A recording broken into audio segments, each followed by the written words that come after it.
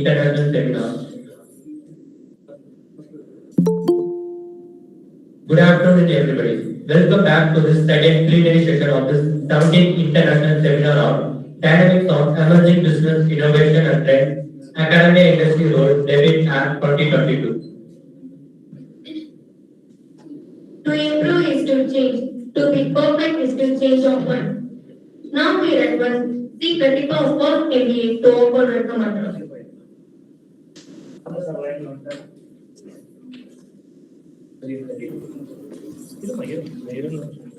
Yes, Professor Kadir? Yeah, Prof, I'm here. Okay. Thank you. Greetings to one and all. It gives me tremendous joy to present the welcome address among the most esteemed personalities who have won accolades in their respective field.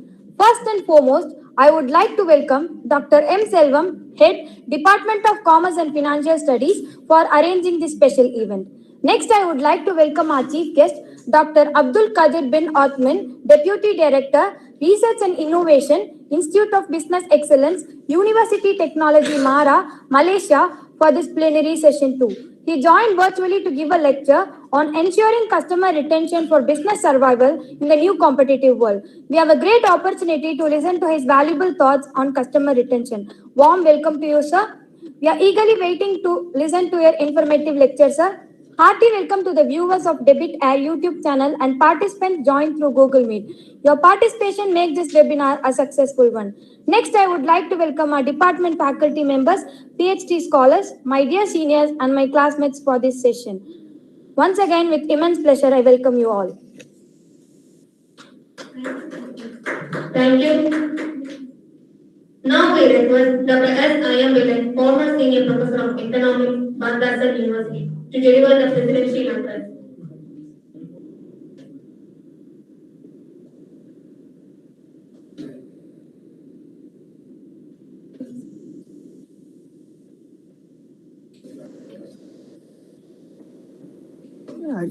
Greetings to all, because conference just like this, when people from Malaysia and America, it is difficult to say whether it is good morning or good afternoon. We don't know. In our country, it is good afternoon, but in America, it may be early morning. In Malaysia, it may be late evening. So I would like to say good greetings to everyone. Professor M.Selvam, Dr. Khalid, everybody, I would like to include our, particularly our Professor Arogyaraj. He is really the instrument behind our organization. That's what our Elias Khan also stated. We must be technologically driven. That point was appreciated by our Professor Jabamale also. So we thank Professor Mr. Arogyaraj and friends, Madam, Vanita, Babu, Dr. Babu, and okay. Now we all know the title is very nicely read by Pratibha. Very good, very nicely read, and she introduced nicely. So the title is the consumer retention. Retention means we have to keep with them. Retention means we have to keep. Now, as in the morning, people stated that I wanted to make correction. Maintaining the standard is one way, and I would always follow improving the sales. So one aspect is retention. Second thing is covering more and more people. That is more important. Retention means keeping the same thing. But in today's business, problem is not only retention of the consumers or customers, taking more and more, or it's called catchment area. Every business has to enhance the catchment area. Catchment area in the sense, more and more customers should be retained. So retention and promotion. So these are the basic problems in the competitive world. So every day we talk about competition. Students, among the students, they say competitive examinations. So after 1991, as far as I understand, in India, almost every industry, every firm, everywhere, even at the household level, competition and the extent of competition, degree of competition has increased. So no doubt in the business also it is so. So when there is more and more competition, the main problem with the business people is to, first of all, retain the customers level. So what to do? That's what we talk about Six Sigma, quality enhancement. All this meant for retention of customers and the enhancement of customer, or I would call catchment area. So this is the major problem. And what the people can do, in order to retain or enhance the customer size or demand, in economics, normally talk we demand, enhancing demand, what the people or business people have to do? That is very important question that is going to be answered by Dr. Abdul Qadir from Malaysia. So I'm not going to big talk on that. I don't want to also. I don't want to waste your time and my time and valuable resource person time. But I would like to say that today's world, just 1 or 2 minutes only. If you look at the today's problem everywhere, not only India, there are 2 major sectors. One is economic sector. Morning also, I think Professor Segar highlighted that your Sensex will go up to 60. Now it is around 60,000. It will reach 1 lakh. So one side that Sensex, people bother about Sensex, that shows the financial performance of the country. That is financial sector. And the other thing is economic sector. What we feel, we means the people who are thinking about the future of the country, the divide between these 2 sectors going on increasing, which is not good. This point I want to make. One is financial sector. As you know, I repeatedly say that Sensex performance is excellent. Even during COVID period, it reached 50,000. Now it is 60,000. As Professor Segar said, it may go to that is. But what about unemployment? What about employment? What about inflation? What about those are not talked about? Everybody talks about only financial performance, as how much credit, how much loan, how much NP, not. These are all the indicators of financial sector's performance. That is much talked about. That is important. But at the same time, this economic aspect, namely employment, inflation, output growth, GDP growth, these are also important. Now, what I feel or what I'm afraid is that nowadays in the whole world, the financial sector performance is excellent. But what about the GDP? Even in developed countries, GDP growth is 2%, 3%, Japan, everywhere. So, if you want to know, when I looked at the articles also, when in this smart journal, I was looking at this aspect. Only Professor Nagpur, he got award. He has touched about this importance, and there are some more economics in this. And very interesting aspect of this smart journals. I think Madam would have observed, Gayatri Madam would have observed. But I observed this time. Now, more and more space we are covering, sir. Not only retaining the readership, not only retaining the authorship, but also if you look at the space, that is what they call catchment area. Catchment of our smart journal has enhanced. Madam would have appreciated that. I want to say, and one more important thing is, people on an article, one person from China, another person from Pakistan, they co-authored article. This is very rare, no? I think you understand what is problem China. So the smart journal has helped the people all over the world, particularly in Saudi Arabia, many Iran, Iraq. The number of countries, it has increased.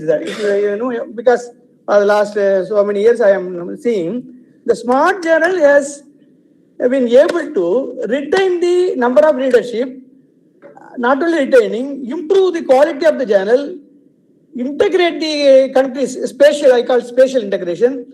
This is also one way of retention. Like business, whatever you do, whether it is journal or even department, again, when Elias Khan was there, only 10 students. But we find the ocean, black ocean, or I can say honeybees in the MBA department. So in every respect, Dr.M.Selvam has become the model for this title. Model means one is journal attracting the authors from different countries, different foreign countries, different our enemy countries. Now, if we say Pakistan, and when we talk about cricket, we talk about enemy country, nation. So we are able to increase the catchment area for our smart journal, increase the readership quality, and increase the quality of the journal also. I would say very well. Nowadays I don't find any grammar mistake, any printing mistakes, sir. Grammar mistake, I am not able to locate. But those days, initial period, that quality was not that good. But today, the quality has been increasing. This is one model. Whatever that the student, when professor was instructing them go in the queue, that is qualitative enhancement. Our student means, see, my student will behave like that. So that's why when the students send my students, I am from Alagapandi, I send students. I said, Alagapandi student must be respected. You may be good in this and that, but we should have certain values. So those values are more important for retaining a relationship. I would say one Jaishankar was there in BIM director. He used to say that he go to those days he used to go to Kodaikanal. Earlier 1 year back he was there. He said to the waiter that I cannot eat sugar, so please don't add more sugar. But next year he visited. The waiter told him that sir, for sir don't put the sugar. Imagine. After 1 year, the same hotel, the waiter, that is also retention. So this value system, that's what Professor Selvam is frequently emphasizing. Values are more important. I would say qualitative. If there is no qualitative improvement, there won't be quantitative improvement. No, we say income, outcome. See, economics people say always income. But morning they talk about outcome.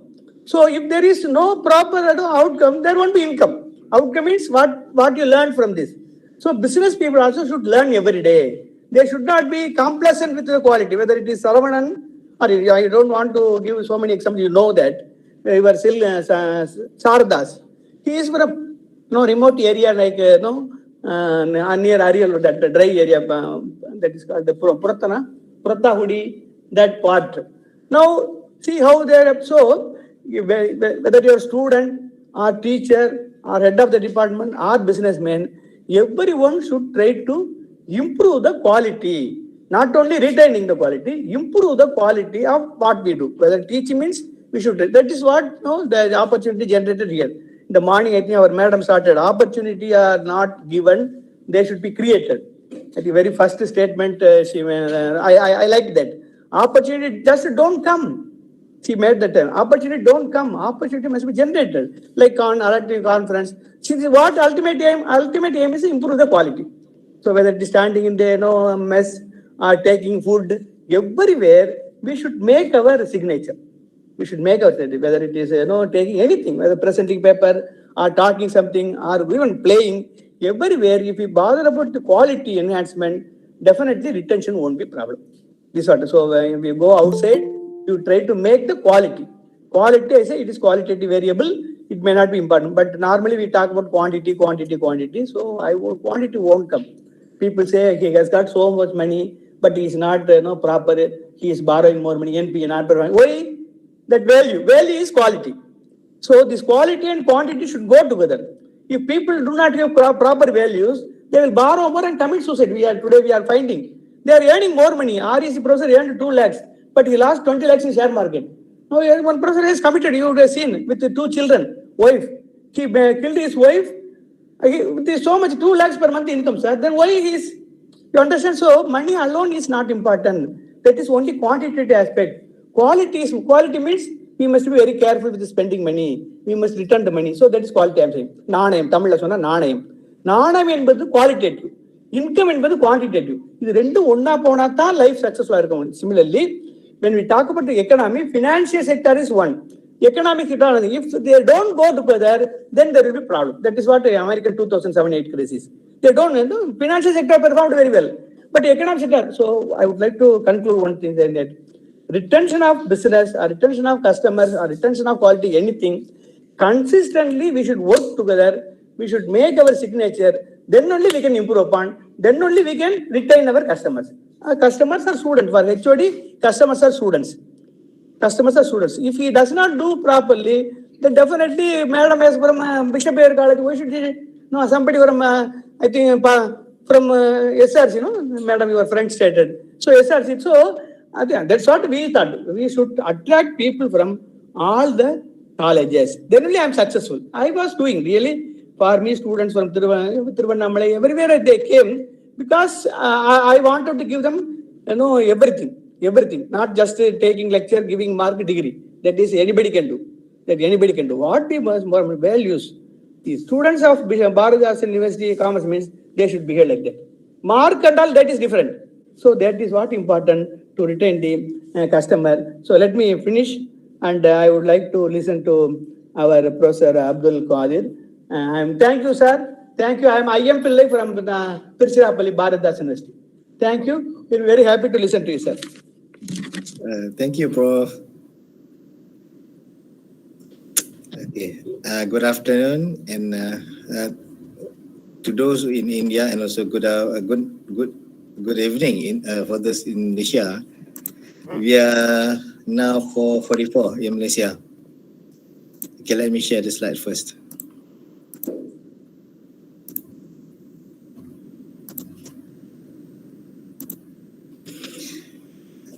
Okay, I totally agree with what Professor has mentioned earlier regarding the importance of customer retention. It is not only on retention, but also how to increase the number of customers. From the scenarios that he mentioned regarding the businesses and also our institution, academic institutions, the number of students keep on decreasing because of what? Because of a lot of factors, especially on the quality aspect of the programs. So in order to improve the number of customers, number of students enrolling into the programs or academic programs, of course, we need to look into the qualitative aspects together with the quantitative aspects of the programs. That's why this topic is chosen because of its importance, ensuring customer retention for business survival in the new competitive world. Okay, as everybody is aware, we are now in the situation of COVID-19 pandemic, and this has brought significant changes to the industry, to the academic world, and so on. We have to follow strict SOPs whenever want to for the businesses to do business, especially with regard to maintaining the distance, physical distance between people. So the safety concern among the public has urged businesses to introduce new business strategies with the adoption of technology. This is the new phenomenon in the business world where a lot of businesses have introduced the technology, have used the technology to facilitate the business transaction in order to reduce the contact or the physical distance, physical contact among the people, among customers. So the use of technology actually is good, but for the businesses, of course, they have to invest a lot of money to use the technology. And another thing, another more important thing is that customers have options. Customers have larger options to choose products and services to purchase. This will lead to the issue of customer retention. A customer can choose the suppliers or the retailers that they want based on certain factors. We'll discuss further on the factors that will lead to customer retention. Okay, the issues of retaining customers, they can easily change their preferred retailers if they do not feel satisfied with them. This is the issue that most businesses have to deal with because, of course, when customers go to other companies or other retailers, they will lose customers and ultimately they will lose profit for the company. Okay, so before I move on, I would like to highlight the scope or the objectives of the presentation. The first one is to discuss the issues regarding customer retention. Second, the factors that might lead to retaining customers. The third one is the strategies that can be adopted by businesses. And the last one, of course, we have to link with the role of academia in helping the industry so that industry can improve their practices, and as a result of the improvement can generate more income and survive in the competitive business world. Okay, let's define what customer retention is. It is defined as the willingness of customers to stay longer with the preferred retailers. That is the ultimate objective of the business. Any business that they want to keep their customers. They don't want customers to defect to other competitors. Yeah, they want to keep the customer. Of course, I agree with what Prof mentioned earlier that the more important thing is to increase the number of customers with the company. Yeah, correct. So at least we want to retain the existing customers with us so that we can serve the customers well and we can generate income. We can survive in the business world. Customer retention is also known as customer loyalty, customer intention to stay, customer repurchase intention, and other terms that reflect the same meaning, which is to keep the customer with the company. In a normal situation, of course, there are a lot of studies that have been done, and they have identified the factors that contribute to customer retention, which are price, service quality, quality of products and services, the convenience, the availability of products and services, and other factors that might contribute to the retention of customers. And as Prof mentioned, the quality of service, the qualitative aspect of the service offerings, the treatment given to customers, friendliness, courtesy of the service providers are also important in ensuring that customers will keep coming to the business. In the new business world, of course, due to the new phenomenon, COVID-19, customers prefer to use technology-mediated service. It is meant to minimize the physical contact because everybody is concerned about their safety. So we have to maintain our physical contact. We don't want to get affected by the virus, COVID-19 virus. So the option is using technology. Nowadays, there are a lot of companies offering products and services using apps. We can use apps to order the product without having to go to the premise. It is convenient actually in using the technology. But customers have option. As I mentioned earlier, customers have option whether to continue using the same product from the same company or to choose maybe the same product from other companies. That is the issue of retaining customers.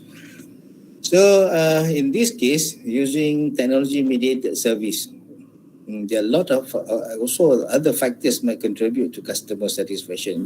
Before we can retain customers, we have to make sure that they are satisfied with the services, right? Okay, with regard to this one, retaining customers, there are a few theories and models, the popular theories and models that have been used by previous researchers as the underlying theories for the research. They are stimuli, organism response, or SAW model introduced by Russell and Mehrabian 1974. The second theory is a service quality model. I believe that a lot of people, a lot of researchers are familiar with this theory, which has been introduced by Parasuraman, Retamal, Malhotra, 2005. E-service quality. I just cite the full citation here so that those who are interested in looking in detail into the theory or the model can just follow the link, follow the citation that I provided. Okay, the next one is theory of planned behavior, which has been introduced by Agent 1985, from intention to action, a theory of planned behavior in action control. It is a book, Springer, published by Springer. Okay, the fourth model is the technology acceptance model, in short, TAM model, introduced by Davis, 1989, published in MIS Quarterly.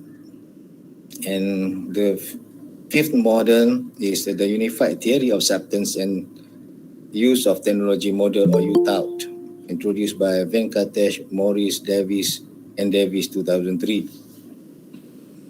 Okay, let's look in detail of each theory. The first one is stimuli, organism, and response model, which was introduced by Russell and Mehrabian in 1974. Okay, the theory consists of three parts. The first one is stimuli. The second one as a mediator, which is organism. And the third one, the dependent variable, which is response. The stimuli can be the environmental factors, environmental environmental variables can, but some researchers, some authors have looked into different aspects. For example, let's say 4Ps. They have looked into the 4Ps as the independent variables.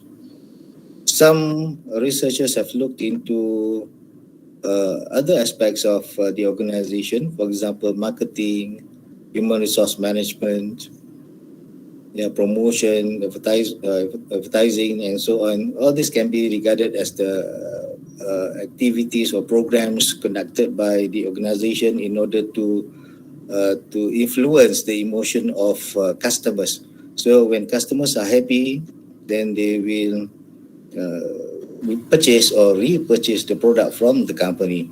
That is the relevancy of the model with regard to customer retention. Right. The mediator is emotion, because when we talk about behavior, before we can do or before we can stop from doing something, of course, it is reflected from our felt emotion. If we feel satisfied, if we feel good about certain things, certain promotion maybe, then we will continue with the purchase. Yeah? That is stimuli organism response model. Okay, the second model is on e-service quality model. It's proposed by Parasuraman, Zettermont, and Malhotra in 2005. There are 7 factors altogether that relate to service quality, e-service quality. Okay, the first factor is system availability. In order to make sure that the product or the service is of high quality, the system must be available. There must be a good system that can facilitate the transaction process. Second is fulfillment. It is where the customers, after they have ordered the product, they will get the product as promised by the service providers. Fulfillment. The third one is privacy. We feel secure, we feel our transaction is actually secure. That is privacy. We don't want others to know about our transaction. We don't want our confidential information will be disclosed to others. That is privacy. Responsiveness is the extent the service providers respond to customers' request. That is responsiveness. If the service providers can react promptly with regard to the request from the customers, then customers will feel happy to continue using the service or purchase the product. Compensation is where when there is a mistake with regard to the transaction, then customers will get compensated for the problem that occurs. Okay, in terms of contact, it is about the communication between the service provider and customers. There is maybe in terms of options, the service providers have provided a few options for the customers to be contacted. If let's say they want something, they can contact the service providers, right? Maybe 24/7. Then customer feel happy to use the product. Efficiency is about the way of doing the business, the transaction. We feel it is efficient to use the technology rather than going to the premise physically. Then it is good to have the system, to have the technology to facilitate the process. That is efficiency. We can save cost. We can reduce the effort of getting the product. That is efficiency. Okay, all these will lead to the perception of satisfaction from the customers, and of course, after they are satisfied with the product or the service, then they will continue using the product or service in future. Okay, the next theory, the next model is TPB, or known as Theory of Planned Behavior. It consists of the independent variables, the mediator, and also the dependent variable, the outcome variable. Okay, the independent variables consists of three: attitude, subjective norms, and perceived behavioral control. All these are interrelated. And these independent variables will lead to intention to use the product, intention to purchase, and the intention will lead to behavior, the behavior of purchasing the product or repurchase the product. The attitude is actually the predisposition of the customers with regard to their thinking, actually, whether they want to continue buying the product or not. Subjective norms is related to subjective norm is more towards the collective practices or thoughts of the group or the community. If, let's say, we find that our friends are using the technology to buy the product, then we have the tendency to follow the footsteps of our friends. If, let's say, our relatives keep on saying about the technology, the good side of the technology, so maybe we are interested in also trying using the technology. These subjective norms. And perceived behavioral control is where we have the control over our behavior. We have the credit card, we have the ability to purchase using the credit card. We know about the technology. We know that the system is friendly. For example, then we can use the technology. We know we have the competency in using the technology and also the knowledge. So all this will lead to intention to buy, let's say, using e-commerce. Right, and this will lead to the behavior of customers to actually purchase the product or repurchase the product. Okay, next one is on technology acceptance model, TAM, technology acceptance model, because it is related to technology, and then this model is actually related. Similar to other theories, we can see that it relates to a few aspects: cognitive response, affective response, and also behavioral response. Cognitive response is actually related to individual or independent variables, perceived two factors, perceived usefulness and also perceived ease of use. There are other antecedents that will lead to perceived usefulness and perceived ease of use. X1, X2, X3 are the antecedents that will lead to perceived independent variable, perceived ease of use and perceived usefulness. And these two factors will lead to attitude towards using. That is related to affective response. Affective response, because it is related to our thought. It is not behavior, but our thought, whether we want to use the product or to engage in using technology to buy the product or not. Then it will lead to actual system use, which is categorized into behavioral response, actual system use. Right, that is the model, TAM, technology acceptance model, as proposed by Davis. And the last but not least theory, because as I mentioned earlier, these are the most popular theories that have been used by many researchers when they want to study retention among customers. Okay, the independent variables, there are four independent variables here: performance expectancy, effort expectancy, social influence, and facilitating conditions. Performance expectancy is related to the performance, whether they can get what they want when using the system. Performance expectancy, the system works well to fulfill the needs of the customers. Performance, it is known as performance expectancy. Effort expectancy is where customers expect that they will not exert more effort in dealing with the technology. Less effort is required from the customers to use the technology. Social influence is similar to subjective norms, is where related to maybe the influence from our friends, relatives, our important person in our life. They will from their influence. We might engage in using technology. That is social influence, and facilitating conditions are related to other factors.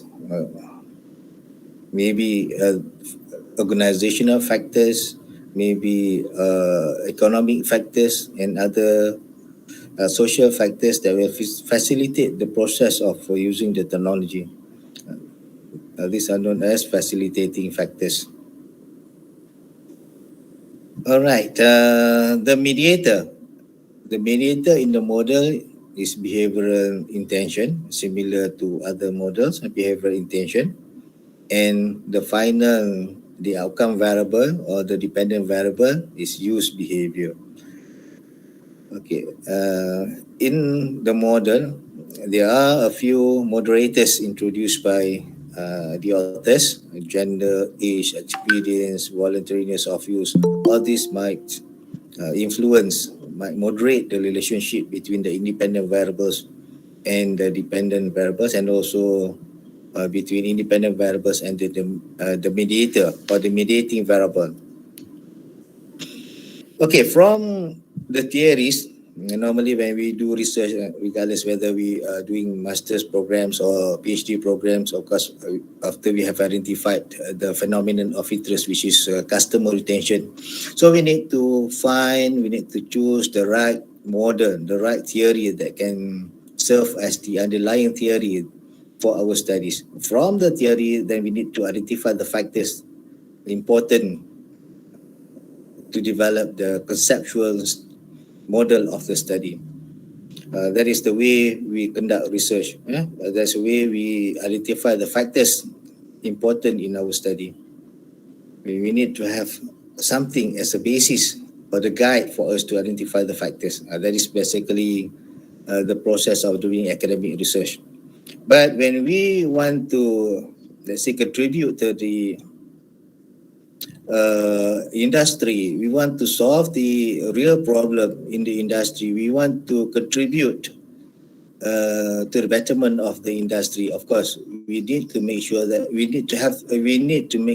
our model, our conceptual model, is actually relevant to the industry. So how do we achieve the objective to make sure that our model, our theory is relevant to the industry? Of course, we need to conduct preliminary study. We need to conduct a preliminary study. We need to interview the relevant people, relevant individual in the organization. We need to interview the customers of the organization.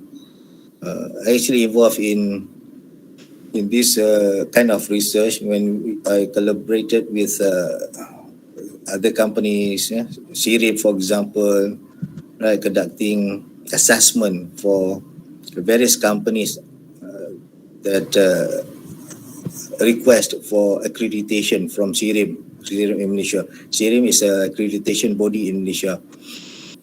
So I advise them that they have to conduct a study to make sure that whatever they plan to do in the organization, for example, for engagement program, retention program for their customers, they have to be based on actual need and requirement of customers.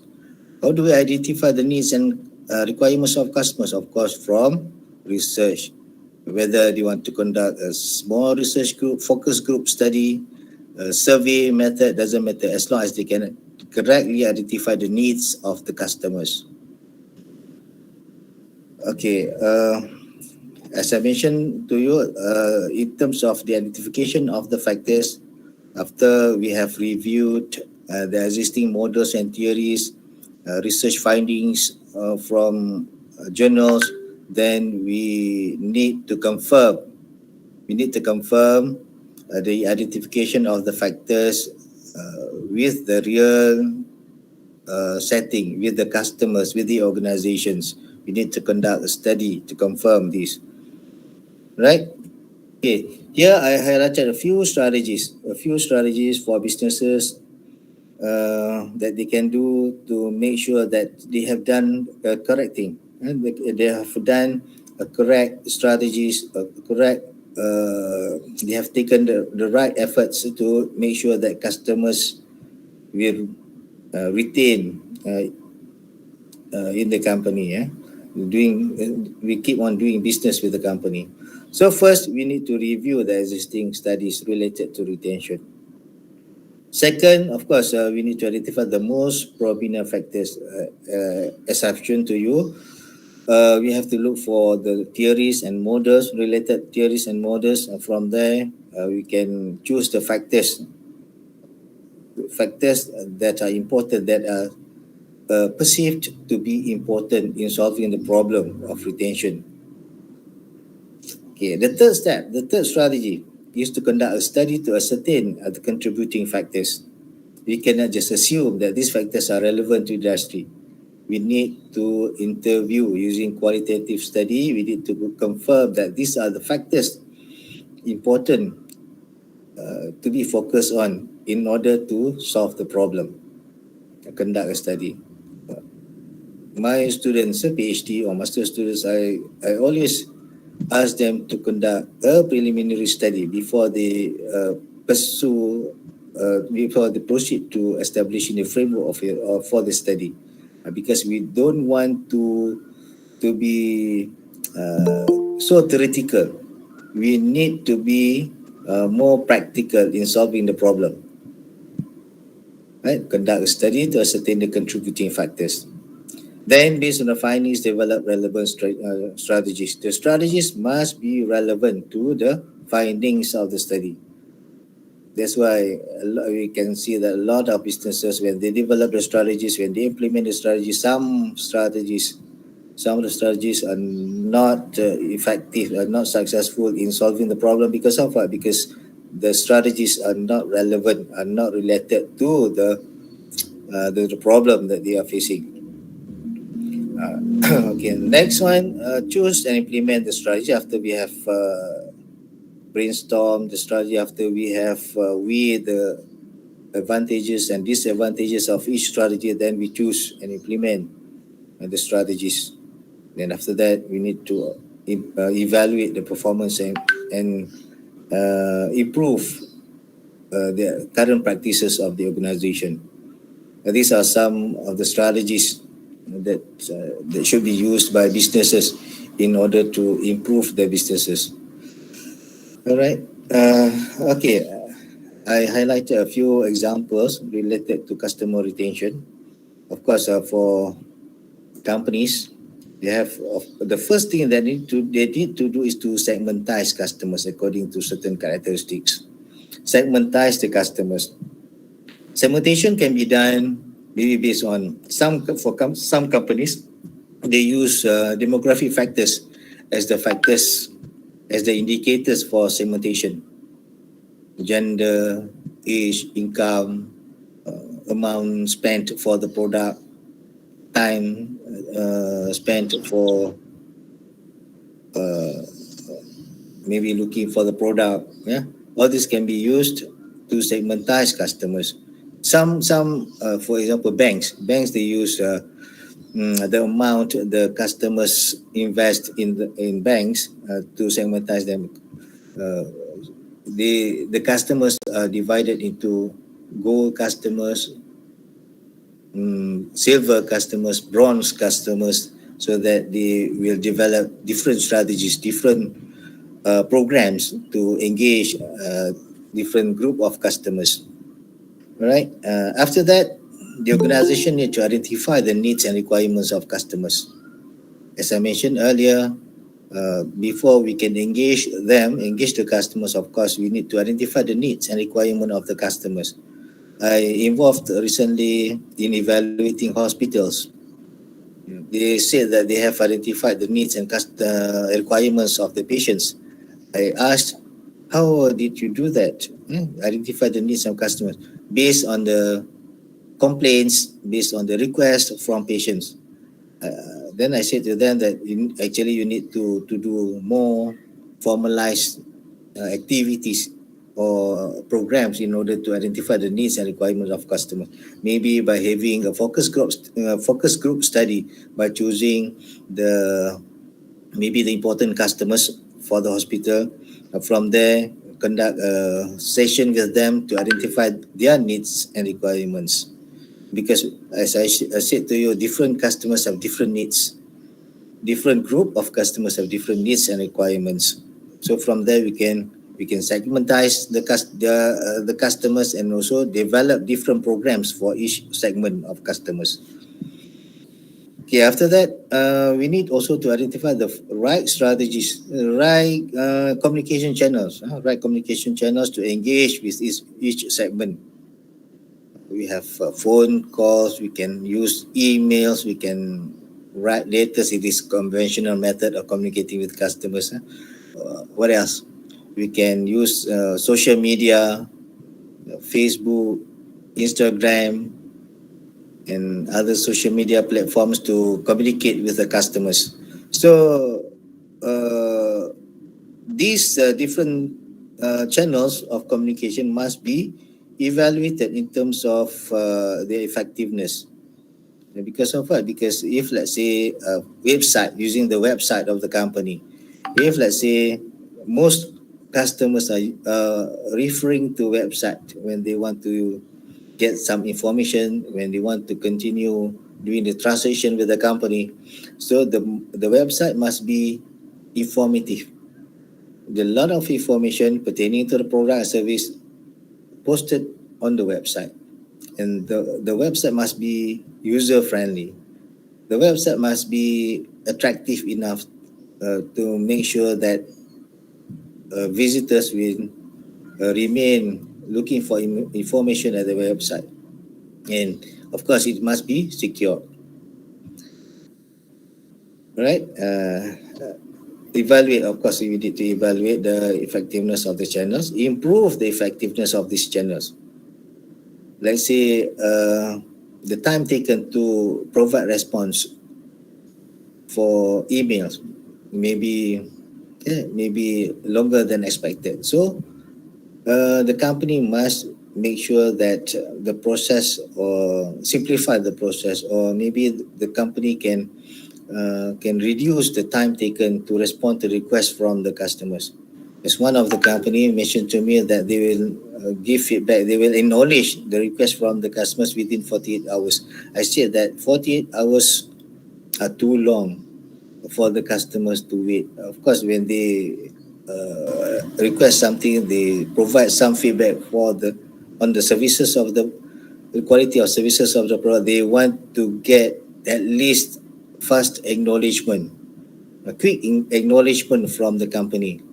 So once we get the input or feedback from the customers, we need to acknowledge their input or the feedback immediately. That is important. Immediate feedback is very important to make customers happy with regard to their effort in giving something in terms of information for the company to improve. Right? Then we need to keep on monitoring the resolution of the problem. Let's say customers lodged complaint with regard to the service offered, and the companies must keep on giving information to the customers regarding the process involved to resolve the complaint. And at the end of the day, they need to communicate with the customers in terms of the resolution of complaint and the compensation to be paid to the customers regarding the losses that they have suffered from the mistakes done by the company. And also, as the as Prof mentioned earlier, the qualitative aspect, training for the staff. It is also important. Although the quantitative aspect, the process, the system, what else? The compensation, all these are important, but still, human touch is also important. Human touch. We need to make sure that the staff are friendly, the staff are courteous, the staff are kind. They are also fast in responding to customers' requests, customers' problems. Therefore, training is very important. By having training in place, the right training in place, the skills and competencies of the staff can be improved. It is important. It is important because when customers see that the service providers are good at meeting their needs, then they will keep on using the product or buying from the same company. Engage customers through loyalty programs, virtual community discounts, etc. This one is actually related to quantitative approach by the company. We need to offer programs, loyalty programs, membership programs, for example. Membership program is the way to retain customers. We can offer virtual community. We create a group, virtual group. So from the group, customers will will be informed regarding the new services, the new products offered by the company, and also there is a discussion pertaining to maybe the problem or the issues highlighted by the customers in the group. So by having this program, of course, the company can engage customers to make sure that they are happy. Actually, when they are engaged, they feel more happy. It is not just happy, but delighted in using the service. And then we need to evaluate the loyalty programs conducted by the company. The loyalty programs must be evaluated because, as you know, the company resources are limited. So we need, if let's say we are in the management of the company, we need to wisely manage the resources.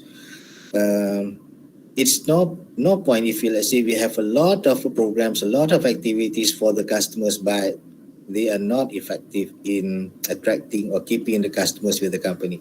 So we need to evaluate which program is effective, which program can be used to attract, to maintain customers, and also to attract new customers. Right. We evaluate each program. So then after that we can decide whether this program should be continued or this program should be stopped. Right. So we can channel the available resources to the effective programs that can attract or that can retain existing customers with the company. And of course, CSI, Customer Satisfaction Index Survey, and also NPS, Net Promoter Score survey. These are the two approaches that can be used to measure, to identify whether customers are happy or not. Customers are willing to promote the company to others or not. CSI and also NPS, Customer Satisfaction Index, and also Net Promoter Score. Net Promoter Score. Okay, then we move on to the area of improvement after we have done for example, the survey or other things required to make sure that customers are happy, customers will remain with the organization. Of course, from the survey, we can see some comments or feedbacks from the customers. Then we need to analyze all this feedback. From there, we can see the areas for improvement. We can identify the areas for improvement. We need to solve the problem immediately so that customers, that's why it is actually related to improving qualities of service, quality of product offered. From there, from the improvement that has been made by the organization, I believe that customers will keep on coming to buy the product, to use the service from the company. Increase promotional effort by the company, of course, by let's say, for example, we have a good product, but we don't promote it to others, and people don't know about the existence of the product, and I believe that the product will fail. That is how promotion is very important for the organization. We have the good product, and with coupled with good promotional effort, I believe that the product can be successful in the market. That's why any company, any service company must focus on promotion. Last couple of weeks, my students organized a program, a good program, but the attendees, the number of attendees was very small because of lack of promotion. That's why I said to my students that they have to, and next, let's say for future programs, they need to focus on promotion. It is useless of having a very good program, but people didn't know about the program, and they wouldn't attend because of they didn't get the message. They didn't get the message. All right, and the last thing, but the most important thing actually, is to motivate the staff. To motivate the staff by conducting engagement programs, rewards and recognition, so promotion. We need to motivate the staff. If let's say we are managing the organization, we need to motivate the staff by having engagement program, by for example, celebrating their birthdays, by having, let's say, teamwork programs. Yeah. What else?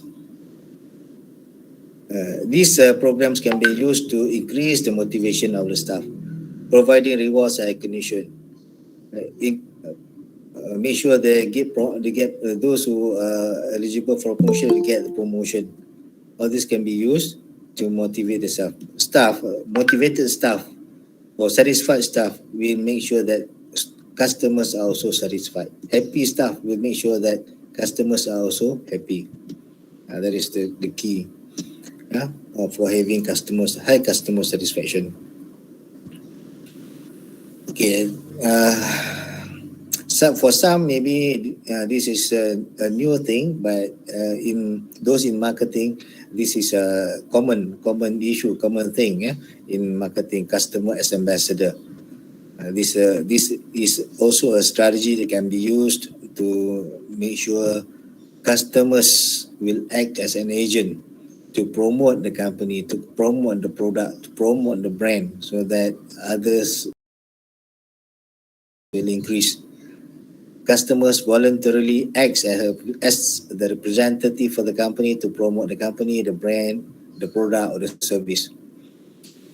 Satisfied or dissatisfied customers will share their experiences through social media platforms. This is new phenomenon. Previously, customers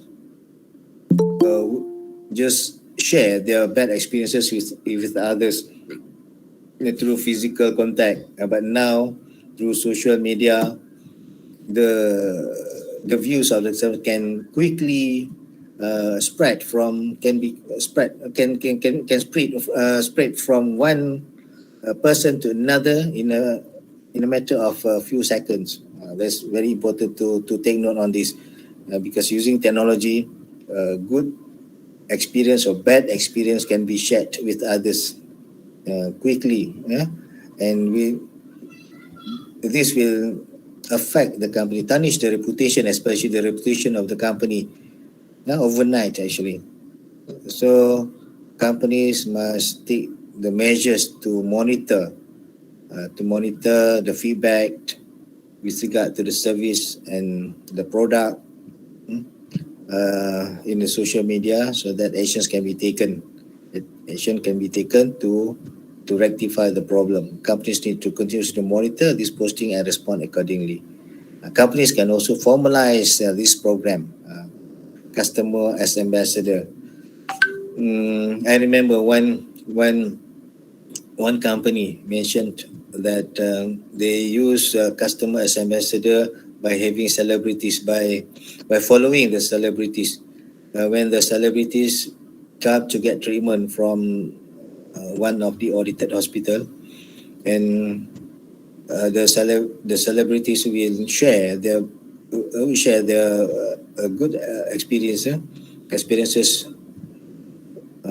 to with others through the social media, and this will attract a lot of new potential customers to visit the hospitals. At the end of the day, the number of inpatient, outpatient, new inpatient and outpatient is increasing drastically because of the good or the positive feedback shared by the celebrities on the social media platform.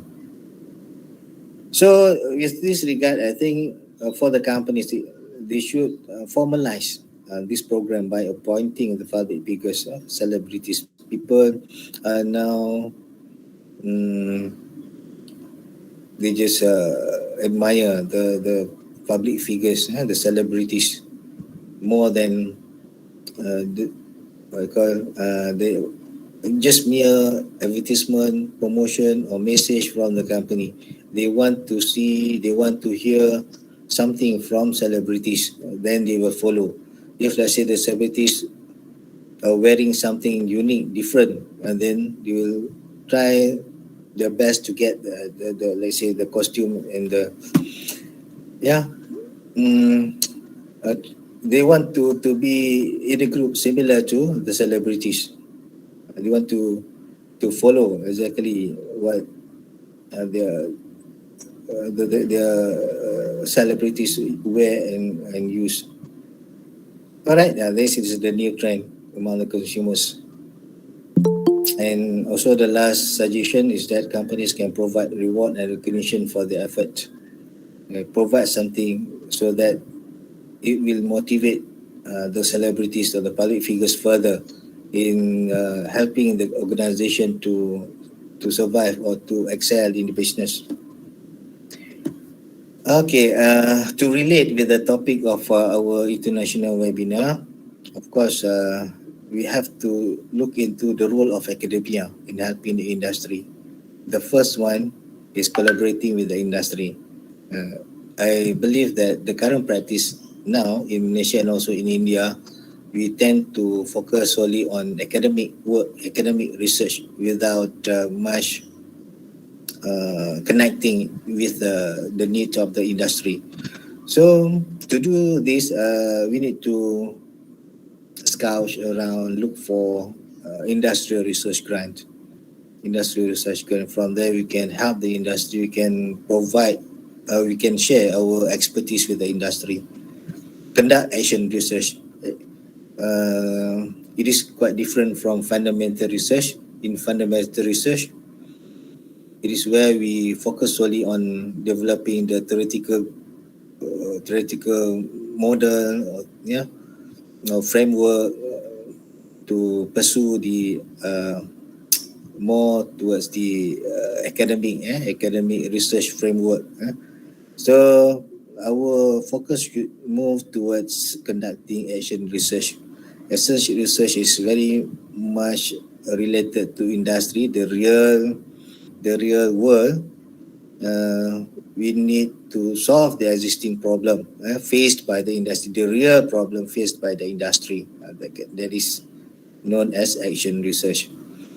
And as the second suggestion is attaching professors in the industry. Previously, I believe a lot of top professors worked with the industry, but in Indonesia, I don't know about the practice in India, but in Indonesia, not so many professors have been attached to the industry because of requirement of the universities. We need to be yeah, the university to contribute more to the universities than go out to serve the industry. So it is good if, let's say, we can have more professors in the industry acting as the advisors for the industry. Publishing papers in trade journals. The current practice is that we tend to publish in academic journals. We tend to use specific terms, technical terms that are actually difficult to be digested by the industry people, right? We use jargons, technical terms. Yeah? We publish in academic journals which cannot be reached by the industrial people. So my suggestion is that we need to publish more papers in trade journals so that we can share our findings, our expertise, our knowledge with the industry people. Writing papers without academic jargons and also providing practical and validated recommendations. It is also important. We don't want to just provide for the sake of providing recommendation and suggestion after we have done a good research. We need to make sure that our suggestions, our recommendation are actually uh, practical. Our recommendation, our suggestions can be used to solve the existing problems faced by the industry. All right, and the last one, promoting the industry-based academic programs. Previously, I believe UiTM has offered for the programs related to industry, PhD, industry PhD, industry PhD, masters and so on. But for now, I don't think the programs are still in existence. So I think it is time to offer the same program, the same program as previously done by the university, promoting industry-based academic programs, executive programs, for example, executive certificates, degrees, masters, and so on. Then the industry players can learn the knowledge, the current knowledge pertaining to certain practices. For example, here in the faculty, I'm serving the Department of Customer Service Management. So by offering the program, maybe industry players can learn a lot of new techniques in make sure that customers are happy, to make sure that customers can be retained with the industry, with the company, so that the company can survive the difficult times. Okay, now we have reached at the end of my presentation. As a conclusion, I strongly believe that the collaboration between the academia and the industry is required to ensure that knowledge created at the university level can be transferred to the industry. We don't want to keep the knowledge from the industry. We need to share the knowledge with them, with the industry people, so that they can use the knowledge to improve further their practices in the organization. In the case of customer retention, validated solutions for the problem can be discovered and implemented through this collaboration. So the way forward, of course, we need to conduct joint action research. The researchers, academic researchers, should collaborate with the industry players to conduct joint action research. All right. In terms of publication, it is suggested to publish the academic work in the trade journal so that the audience can be enlarged, not only to restrict it to academic, but also to industry players.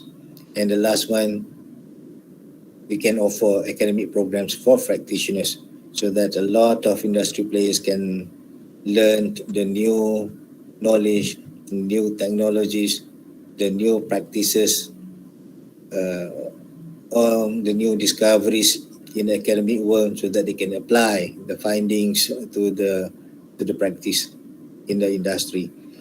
Okay, by that, thank you very much for listening. Maybe you have questions.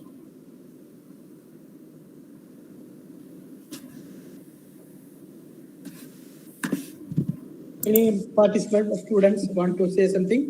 Sure, Prof. Thank you, Professor.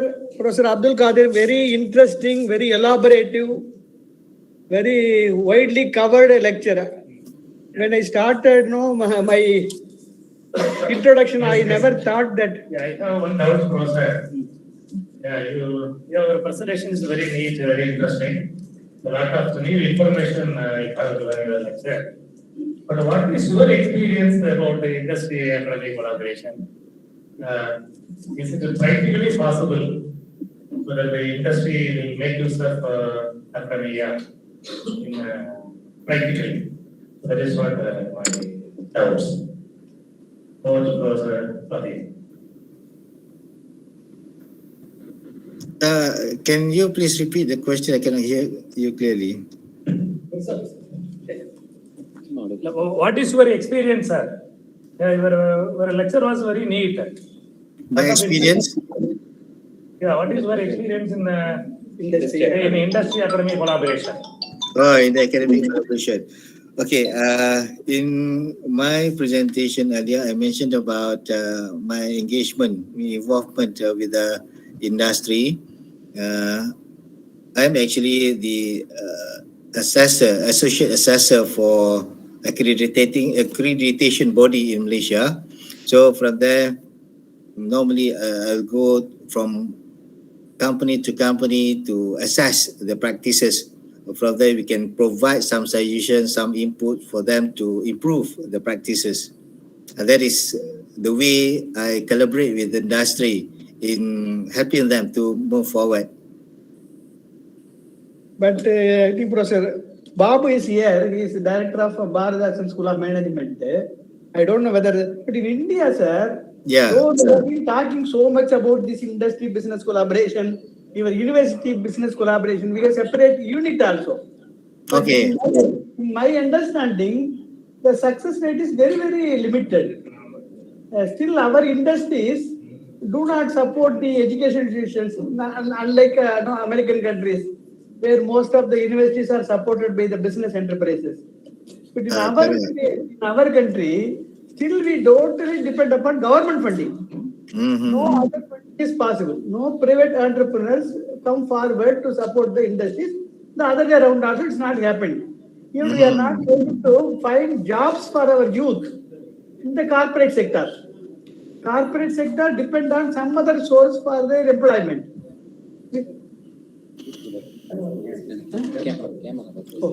But in our universities, this is not happening. This is not happening because we are not able to give the training which is required by the industry. We are general institute, for example, general university. We are not technological oriented universities. This is a problem in India. Yeah. Okay, may I give some feedback on this? Yes, please. Okay, in UITM, in our university, we have some arrangement. For example, we have a COE, Center of Excellence. Maybe for, I believe that for each faculty in UITM, we have this arrangement, Center of Excellence. So the Center of Excellence is actually having the objective of getting or generating income from outside, from the industry. So in this case, we have the motivation to look for the openings, for the research grant, for the collaboration effort that we can do with the industry. Of course, if let's say we want to motivate staff, since we are having our fixed salary, monthly salary, we don't want to exert more effort in looking for extra burden, right? But if let's say we can develop a new incentive system, those who can bring in project or grant from industries can be adequately rewarded. I believe that we can get more what you call collaboration between the academia and the industry. Hope it will No happen.